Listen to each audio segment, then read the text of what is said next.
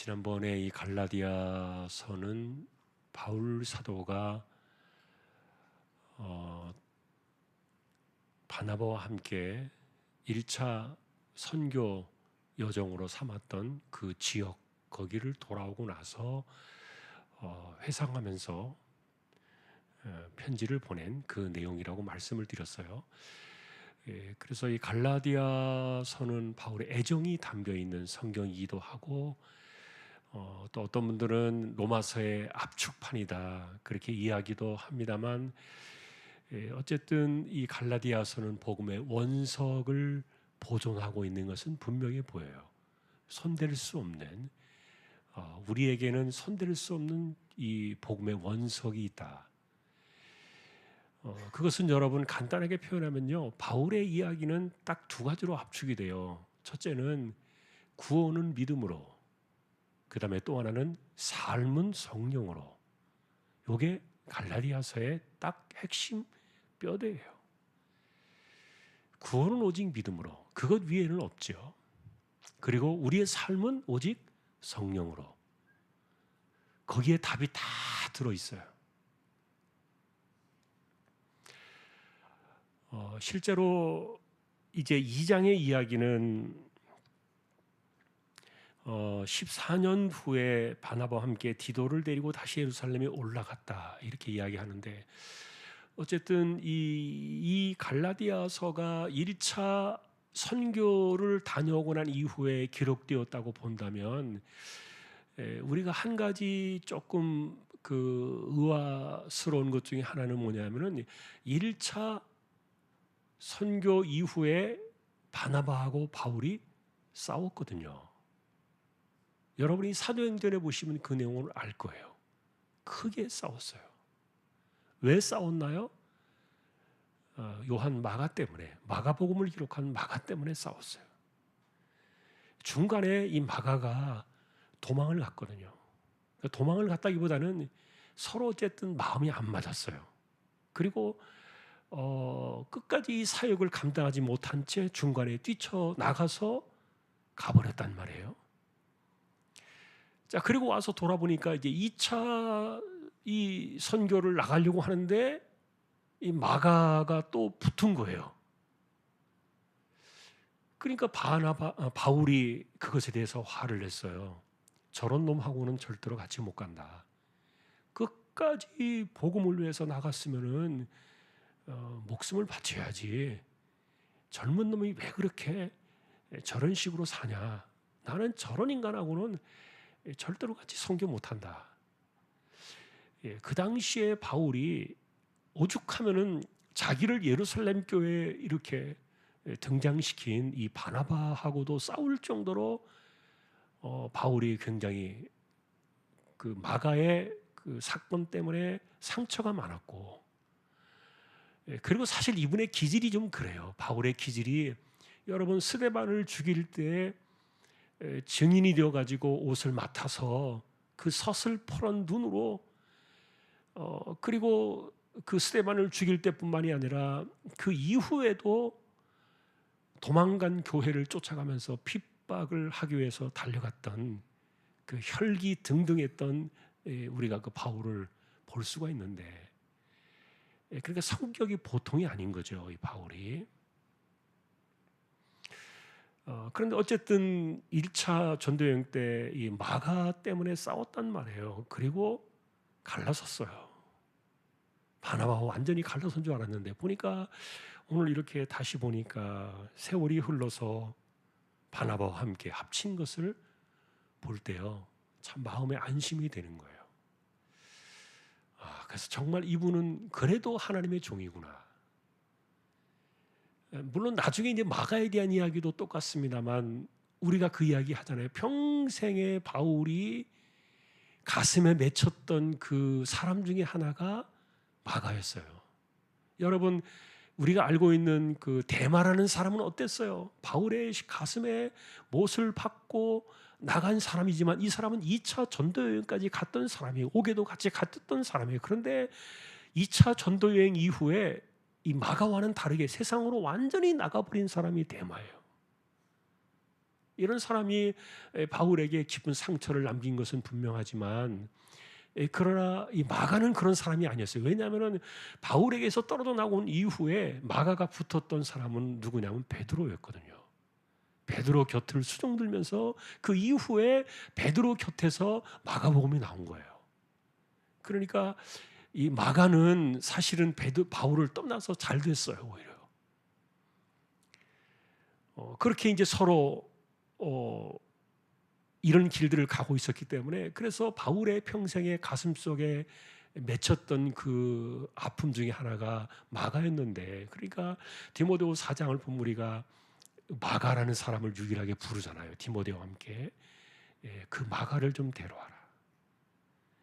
네가 올 때 마가를 좀 데려와라. 그러니까 바울의 가슴 속에 맺혀 있었던 사람 중에 하나가 이제 마가라는 사실을 볼 때, 어쨌든 그 당시에 바울의 그 혈기와 그 다음에 이해하지 못했던 이런 것들에 대해서 바울이 분노를 하고 싸워서 갈라서고 이랬던 것은 확실히 자기가 크게 뉘우친 것은 분명히 보여요.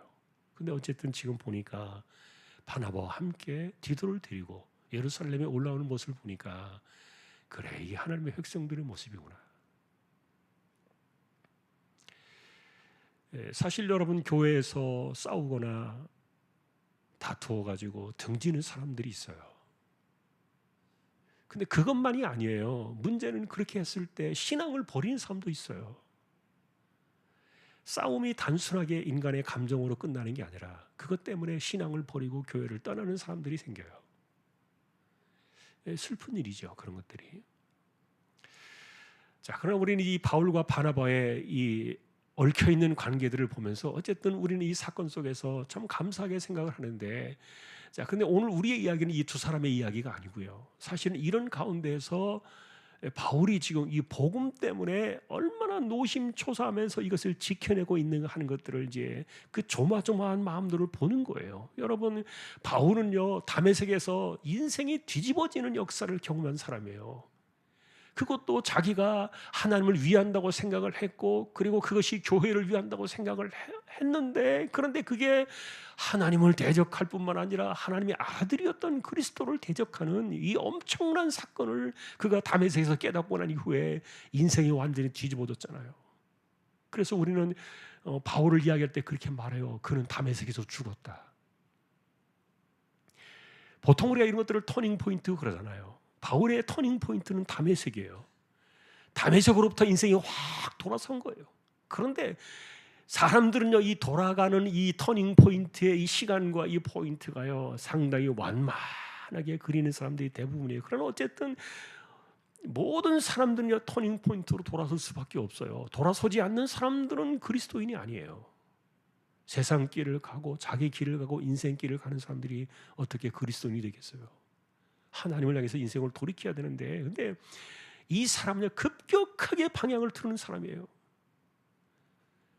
그러니 이 복음의 가치에 대해서 바울은요, 누가 건드리면 굉장히 예민한 거예요. 아까도 말했던 것처럼 우리의 구원은 뭐예요? 믿음으로. 그리고 그리스도인의 삶은 뭐예요? 성령으로. 이 딱 두 가지밖에 없다니까요. 바울의 복음은 우리가 딱 요약하면 그것으로 우리가 압축해내는 거예요. 그런데 이 갈라디아 교회에 우리가 지금 이야기를 보니까 바울이 꺼내고 싶었던 이야기는 뭐냐면, 가만히 들어온 거짓 형제들이 있었다. 이 사람들이 들어와 가지고는 교회를 들쑤셔놓은 거예요. 근데 왜 들쑤셨는가 하면은, 물론 여기에는 디도의 사건을 건드린 걸 보니까 할례 문제가 걸려 있는 것은 분명히 맞아요. 왜냐하면 여러분, 이 디도는요, 헬라인 그렇게 나오잖아요. 3절에. 그러니까 이방인 출신이에요. 그러니까 이방인이었으니까 당연히 할례 안 받았죠. 그런데 이 할례도 받지 않은 이 사람이 그 당시 초대교회 바울의 제자라고 해가지고 교회의 목회자가 되고 교회의 지도자가 될 수 있겠냐? 이거 굉장히 중요한 그 시비거리가 되었던 거예요. 당신 할례 받았느냐? 할례도 안 받는 사람이 무슨 교회 지도자가 될 수 있느냐? 그러니 당신이 정말 인정받고 교회 지도자가 되려고 한다면은, 그렇다면 할례 받아라. 할례 받지도 않고 무슨 목사가 되려고 하느냐, 이렇게 얘기를 한 거예요. 예를 들면은. 그런데 이 문제에 대해서 바울이 너무너무 예민하게 사실은 이것을 울타리를 친 거예요. 너 절대로 이후에라도 할례 받지 마라. 너는 할례 받으면 큰일 나겠다. 왜냐하면은 이 사람이 이방인 출신이었기 때문에 만일에 그 사람이 할례를 받아가지고 자기가 교회에서 좀 인정도 받고 사람들한테 지도자로서 대접을 좀 받고 이 공동체에서 좀 어쨌든 자리매김을 하기 위해서 이 할례 별거 아니잖아요. 해버리면 되잖아요. 왜냐면 우리가 할례 가지고 구원받는 게 아니니까. 이걸 모르기 때문에 그런 게 아니에요. 그래서 당신 그거 알고 있으니까 그냥 해줘라. 그거 뭐 해주면 그만 아니냐 이렇게 생각할 수도 있는데, 문제는 이 디도가 할례를 받아버리면요, 수많은 이방 사람들이 어떻게 보겠습니까? 그리스도인이 될 때마다 할례를 받아야 되는 거예요. 이게 아주 좋지 않은 선례가 될 수 있었기 때문에 바울은 디도에게 당신은 절대 할례 받지 마라, 지금 그 얘기를 하는 거예요. 그런데 그것을 이야기하면서 사실은 이 사람들이 왜 이 주장을 하느냐에 대한 이 4절에서 그 이야기를 하는 겁니다. 그들이 엿보고 있다. 자유를 엿보고 있다. 왜 자유를 엿보느냐? 우리를 종으로 삼으려고.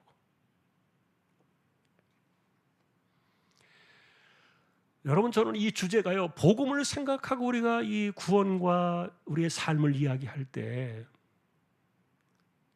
너무너무 바울에게 있어서 한 맺힌 이야기예요. 예를 들면 지금도 우리가 이런 것들이 너무 많아요. 예를 들면 내가 잘하는 게 있어요. 예를 들면 여러분 잘하는 게 뭐가 있어요? 신앙적으로 영적으로 말하는 거예요. 잘하는 게 혹시 뭐가 있나요? 그러니까 예를 들면은 어떤 사람이, 우리가 늘 그런 비유를 들었습니다만, 내가 성경을 100번 읽었어요. 그러면 성경을 한 번도 읽지 않았다는 사람은요, 이 사람은 그 사람의 눈에는요 신자로 보이지도 않을 거예요.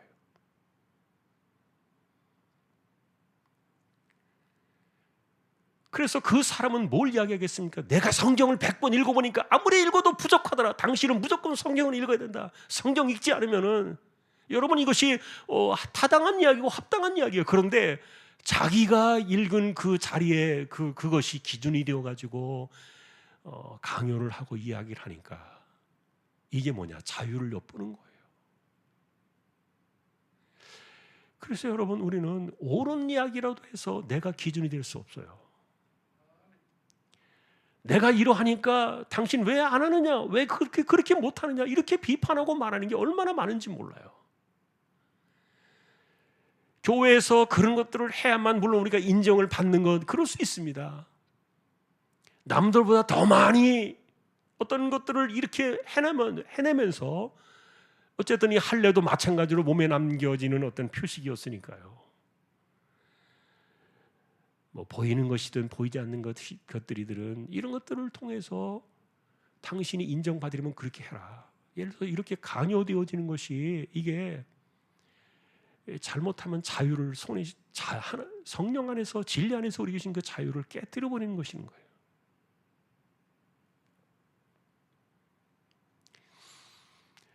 이것이 옳은 비유가 될는지는 모르겠습니다만, 오늘도 이제 설교 모임 때문에 만나는 목사님을 이제 오늘도 만났는데, 그분이 이런 이야기를 해요. 자기 교회에 고민이 있다는 거예요. 무슨 고민이냐 그랬더니, 정말 신실한 집사님이 한 분이 있는데, 이분이 주일학교도 봉사하고 하루 종일 주일날 너무 열심히 헌신하며 봉사하는 분인데, 문제는 자기 남편이 안 믿는 거예요. 주일날 나오질 않아요. 그러니까 이 남편의 불평이 늘 뭐냐 하면은, 왜 주일날 내가 유일하게 쉬는 날이 요 날밖에 없는데 그렇게 얼굴 코빼기도 안 보이고 밥도 챙겨주지 않고 내가 왜 이렇게 이날 이렇게 살아야 되느냐, 그게 늘 불평인 거예요. 그러니까 그 남편이 제안을 하더래요. 내가 평소 때는 말 안 할 테니까 딱 한 번만 주일날 하고 여행을 가자.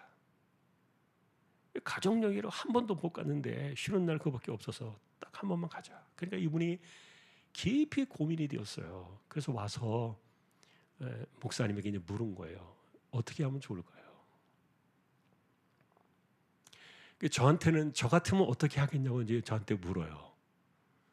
그래서 저는 이렇게 이야기했어요. 저 같으면 저는 답을 주지 않을 겁니다. 왜냐하면은 목사의 신앙 양심으로 주일날 놀러 갔다 오세요. 허락해 줄 수도 없고, 그렇다고 당신 집사가 돼가지고 교회를 팽개치고 놀러 가면 됩니까? 정죄할 수도 없고. 그러니 판단은 당신이 해라. 그리고 결정은 당신이 하되 책임은 당신이 져라. 그렇게밖에 말을 못 해주었어요. 근데 여러분, 저는 삶의 원리가 그래요. 제가 하는 모든 것들의 결정과 판단과 이런 것들은 제가 하나님 앞에서 판단을 받을 거예요. 그리고 제가 하는 삶을 가지고 누구를 제가 강요하거나 협박한 적이 한 번도 없어요. 저는 그렇게 살 수 없어요. 왜냐하면 아까도 말했던 것처럼 바울이 우리에게 전해준 이 복음의 가치는 구원을 믿음으로 받고 삶은 성령으로 살아가기 때문에. 그러니 성령으로 살아간다는 말은 성령의 인도하심이 모든 사람들이 똑같이 작동을 하나요? 여러분, 예를 들어서 어린아이나 어른이 똑같을 수 없잖아요. 그리고 신앙의 연륜이 깊은 사람과 오래된 사람과 그렇지 못한 사람이 똑같을 수 없잖아요. 직분을 가진 사람이나 직분이 없는 사람이 똑같을 수 없잖아요. 성령께서 어떻게 성령께 똑같은 기준을 가지고 사람들이 똑같이 할 수 있겠냐고요. 그래서 우리가 늘 하는 이야기입니다만, 성령의 원리를 따라 살아가면 우리는 그만이에요. 그리고 그 사람으로 하여금 성령을 따라 살아가세요, 이렇게 말해주는 것이 최고의 답이에요. 그런데 자기가 마치 뭔가라도 잘하고 있기 때문에 그 잘하고 있다는 생각되는 그것을 강요를 하거나 그렇게 하면 된다고 말하는 것도 때로는 이것이 위험하고, 그 사람에게 주신 이 진리의 자유를 깨뜨려 버리는 거예요. 디도의 할례 이야기는요, 사실은 그런 배경을 담고 있어요. 그래서 우리는 복음의 진리대로 살아갈 뿐이지, 복음의 진리 아래 살아갈 뿐이지, 그리고 나를 통제하고 나를 이끌어가고 나를 또 이렇게 붙들어 주실 분은 성령밖에 없는 거예요. 내가 하나님의 자녀로서 그리스도인으로서 그리스도인답게 살아갈 수 있는 이 길은요, 누가 가르쳐준 그 어떤 것들이 아니란 얘기예요. 오직 그것은 성령인데, 성령의 인도하심을 따라 사는 건데, 그런데 성령의 인도하심은 가만히 보면 성경을 벗어나지 않아요. 사람들이 성경대로 하지 않아요. 그래서 성령을 따라 사는 것은요, 감정으로 사는 게 아니에요. 이 기독교의 신앙을요, 감정적인 것으로 이렇게 오해하는 사람들이 있어요. 여러분, 감정을 따라서 내가 움직여 가는 게 성령을 따라 사는 게 아니에요. 성령을 따라 사는 방식은요, 철저하게 기록된 말씀 중심이에요. 그런데 사람들이 자기가 하지 않으면서, 성령을 따라 살지 않으면서, 그러면서 자기가 잘하고 있는 그것만 가지고서 누군가를 이렇게 협박하고 누군가의 위에 올라서려고 하고. 자, 디도의 이야기는 그래서 여러분, 사실 디도에게 할례 받게 하면 그만이잖아요. 그게 뭐 중요해요, 바울에게. 왜냐하면 사도행전 16장인가요? 보면은 디모데에게는요, 일부러 데려가서 할례를 받게 했다니까요. 비슷한 그 바울의 제자 아닙니까? 두 사람 다 이 디모데나 디도나 훗날 바울의 뒤를 이어서 목회자가 된 사람들이에요. 교회를 목양하던 사람들이에요. 그런데 디모데에게는요, 일부러 데려가서 바울이 할례를 받게 했어요. 그러니까 바울이 지금 꽉 막힌 사람이 아니라는 거예요. 실제로 우리 그리스도인들은 성령을 따라 살아가는 삶은요, 덕을 생각하거든요. 실제로 나를 위해서 살아간다고 생각하고 나를 위해서 판단하고 나를 위해 생각하는 모든 것들은요, 이건 마귀예요. 이건 위로부터 나오는 생각이 절대로 아니에요. 그리스도로부터 나오고 그 다음에 성령을 따라 살아가는 삶은요, 철저하게 나를 위하지 아니하고 다른 형제들을 위해서 살게 되어 있어요. 지체들을 위하는 거예요. 그런데 우리가 이런 그 기본적인 원리들도 우리가 허물어 버리면서 우리가 어떻게 다른 사람들의 선생이 될 수 있겠냐고요. 여러분, 사람은 절대로 선생이 될 수 없어요. 왜냐하면 내가 한 가지 잘하는 것이 있을 수 있을지 모르겠지만, 그거 잘하는 것 때문에 내가 선생이 될 수 있다고 생각할지 모르겠지만, 그러나 내가 잘하는 것이 있으면 못하는 게 있다니까요. 왜 성령께서 사람들에게 은사를 주실 때 다 주시지 아니하고 일부의 사람들에게만 은사를 주시냐고요. 어떤 사람은 그것을 잘하지만 어떤 사람은 그걸 못하는 사람이 있어요. 그래, 우리 인간의 눈으로 판단하지 말아야 돼요. 바울의 이와 같은 오늘 이제 이야기를 보면서 우리가 복음의 진리로 살아간다는 것이 뭐냐? 여러분, 우리는 늘 성령 안에서 성령께서 내 인생을 이끌어 주시고, 그리고 내가 기꺼이 거기에 순종해야 되고요, 복종해야 되고요, 따라가려는 그런 마음이 있어야 돼요. 하여간 내가 성령을 따라 살지 않으면요, 절대로 그 사람은 그리스도인다운 삶을 살 수 없어요. 구약에서 실패한 역사가 우리에게 증거잖아요. 구약에는요, 죽었다 깨어나도 안 되지만 신약에는 되는 길이 딱 있잖아요, 하나가. 구약의 사람들은요, 죽었다 깨어나도 뼈가 부서지도록 해도 안 돼요. 절대로 안 돼요. 그러나 우리에게는요, 마음만 내어드리면 되는 길이 있어요. 그게 성령을 따라 사는 거예요. 성령을 향해서 우리가 충만을 구하고, 성령의 은사를 구하고, 성령의 인도하심을 구하고, 그 마음만 드리면 돼요. 그걸 안 하는 거예요. 자, 우리가 지금 갈라디아서의 이야기를 1장을 쑥 지나왔습니다만 2장부터는 우리가 한 번 더 이분의 이야기를 좀 더 깊이 듣고 싶어요. 예전에 우리가 갈라디아서를 많이 여러 번 다룬 적이 있는데, 사실 이 복음의 원석이라 그랬잖아요, 갈라디아서는. 그래서 이 바울의 이야기를 보면서 우리는 갈라디아서에서 다시 한번 복음의 원석을 만나게 되고요, 그걸 우리의 가슴 속에 사실은 담아야 돼요. 복음의 원석을 담아야 돼요. 가공되지 않은 그 복음 말이에요. 그걸 우리의 가슴에 담고요, 그게 내 삶의 모토가 되어야 돼요. 내 신앙과 그리고 내 그 영적인 삶의 모토가 되어야 하는 것. 그것이 우리가 갈라디아서를 보는 그런 과제라는 사실을 좀 기억하면서 우리가 그런 마음으로 이 갈라디아서를 쭉 함께 따라와 주면 좋겠어요. 여러분, 구원은 믿음으로, 그리고 우리의 삶은 무엇으로요? 성령으로. 목사의 말이 아니에요. 누군가의 나의 선생이 아니에요. 사람은 물론 멘토가 되어가지고 그 사람을 이렇게 도와주고 바른 길로 갈 수 있도록 안내해주고 그럴 수 있지만, 그러나 우리의 삶을 책임지고 이끌어가는 분은 성령밖에 없어요. 자, 오늘도 우리는 이 주제를 기억하면서요, 그래서 이 할례 문제도 그렇게 지금 접근하는 겁니다. 바울이 지금 그렇게 이야기하고 있고, 또 그 부분에 대해서 건드리고 있는 이 부분을 이 바울이 지금 예민하게 반응을 하고 있어요. 목숨 걸고 지켜야 될 바울이 지켜낸 그 복음의 원석이었어요. 오늘 우리는 복음의 진리 가운데 주신 그 복음의 길로 승리하며 살아가는 모두가 될 수 있기를 주님의 이름으로 축복합니다. 우리 기도로 나아가겠습니다. 다음 주에는 우리가 전교연 수련회가 있습니다. 함께 참여해서 은혜가 있기를 원하고, 그리고 하나님의 그 특별하신 은혜가 공동체에 함께하기를 여러분 기도해 주시고요.